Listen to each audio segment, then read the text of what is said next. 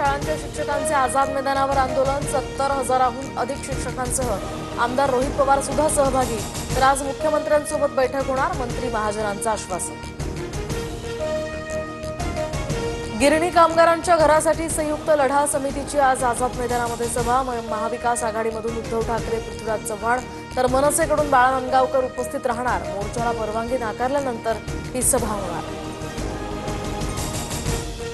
सासू ख्रिश्चन नवरा ब्राह्मण बाप मराठा आई दुसरी असं कॉकटेल घर भाजप आमदार गोपीचंद पडळकरांची नाव न घेता पवार कुटुंबियांवर गलिच्छ भाषेत टीका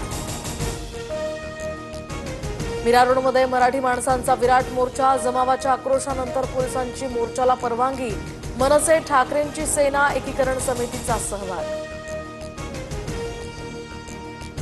शांततेत निघालेल्या मोर्चामध्ये मंत्री प्रताप सरनाईक पोहोचताच जमाव संतप्त सरनाईकांच्या दिशेनं बाटली भिरकावली जनतेच्या रोषामुळे सरनाईक माघारी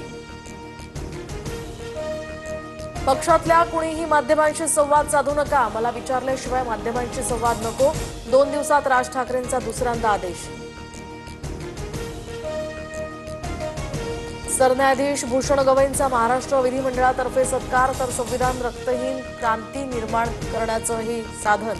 16 मध्ये गवईंचं विधान न्यायदानामध्ये तटस्थपणाची ग्वाही भूषण गवई सुप्रीम कोर्टाचं मुख्य न्यायाधीश पद सोडतील तेव्हा एक इतिहास रचलेला असेल मुख्यमंत्री फडणवीसांकडून गवईंच्या कार्याचे गौरवोद्गार जनहितासाठी घेतलेल्या निर्णयांची सांगितली आठवण विरोधी पक्षनेतेपदाच्या निवडणुकीवरून विरोधक आक्रमक सरन्यायाधीशांच्या सत्कारावेळी विरोधी पक्षनेत्यांच्या खुर्च्या रिकाम्या महाविकास आघाडीच्या नेत्यांकडून सरन्यायाधीश गवईंना पत्र सर्व जागा लढवायच्या हिशोबानं कामाला लागा परिस्थितीनुसार युती संदर्भात मित्रपक्षांशी बोलून निर्णय घेऊ उपमुख्यमंत्री अजित पवारांचं कार्यकर्त्यांना आवाहन आमदार सुरेश धस यांच्या मुलाच्या गाडीची दुचाकीला धडक अपघातामध्ये दुचाकीस्वार नितीन शेळकेंचा मृत्यू सागर धसांविरोधात गुन्हा दाखल गाडी सुरेश धसांच्या मालकीची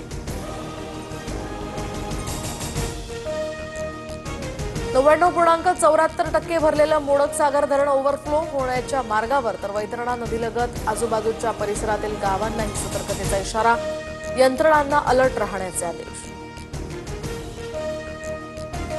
दक्षिण मुंबईतील कर्नाक पूल आता सिंदूर नावानं ओळखला जाणार मुख्यमंत्री देवेंद्र फडणवीसांच्या हस्ते 10 जुलैला पुलाचं लोकार्पण दोन्ही उपमुख्यमंत्री या ठिकाणी उपस्थित राहणार पंतप्रधान नरेंद्र मोदींना ब्राझीलचा सर्वोच्च सन्मान तर ब्राझीलच्या राष्ट्रपतींकडून मोदींचा गौरव हा सन्मान भारत ब्राझील मैत्रीचं प्रतीक मोदींची प्रतिक्रिया